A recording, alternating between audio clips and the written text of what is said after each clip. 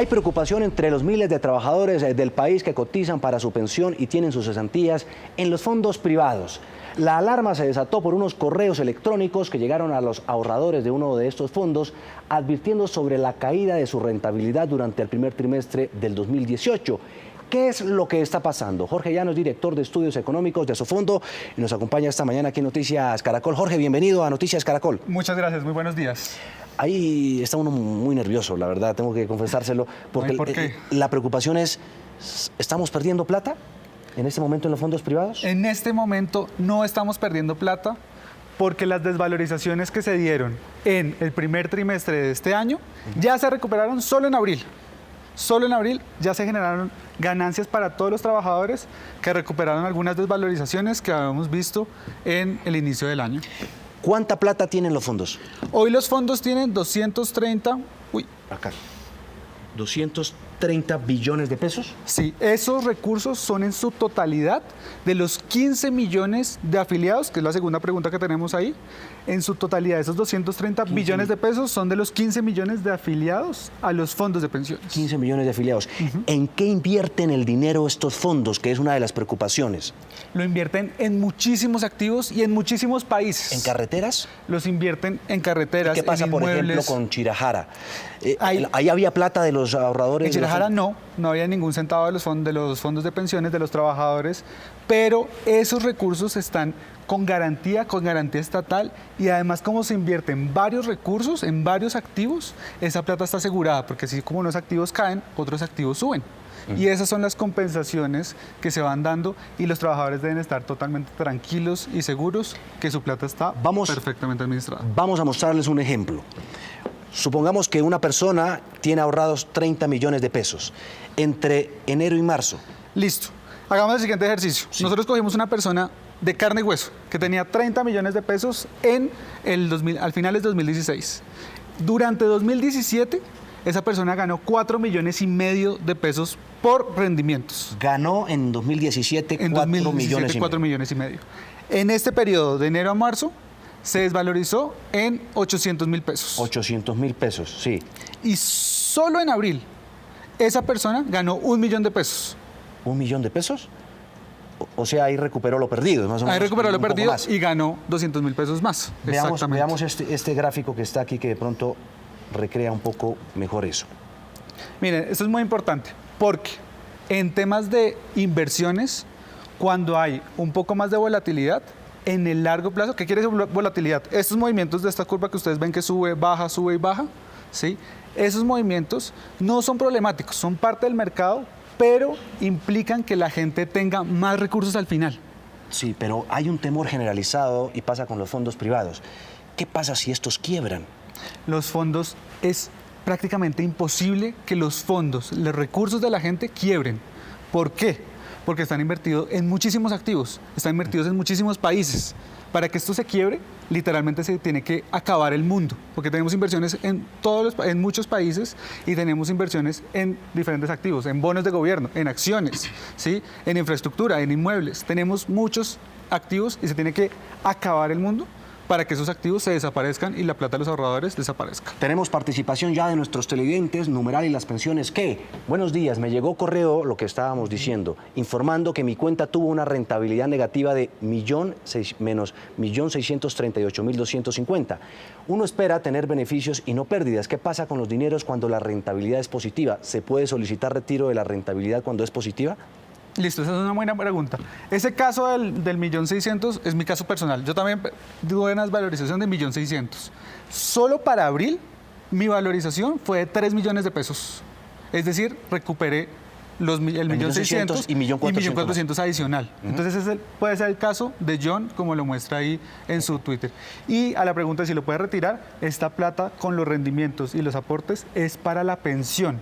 Entonces, por eso lo podrá retirar cuando ya acceda a la pensión como una mesada, como un pago mensual. Hay mucha gente que dice, después de esto que está ocurriendo, me voy para Colpensiones, porque es que, digamos que siempre se ha dicho que hay una especie de competencia entre los fondos privados y Colpensiones, entre los privados, particulares y lo público. ¿Cuáles son los pros y los contras? Explíquenos. Lo más importante de entender es que cada caso es único y es importante que se acerquen a su AFP o a Colpensiones, a la administradora pública, para hacer la doble asesoría. En grandes rasgos, uno lo que siempre ha aconsejado a la gente es que si tiene muchas semanas cotizadas, o sea, ha sido muy juicioso cotizando, y si gana más de 2 salarios mínimos, faltándole 10 años, puede que le convenga pasarse a la administradora pública. Puede, porque va a tener una pensión un poco más alta.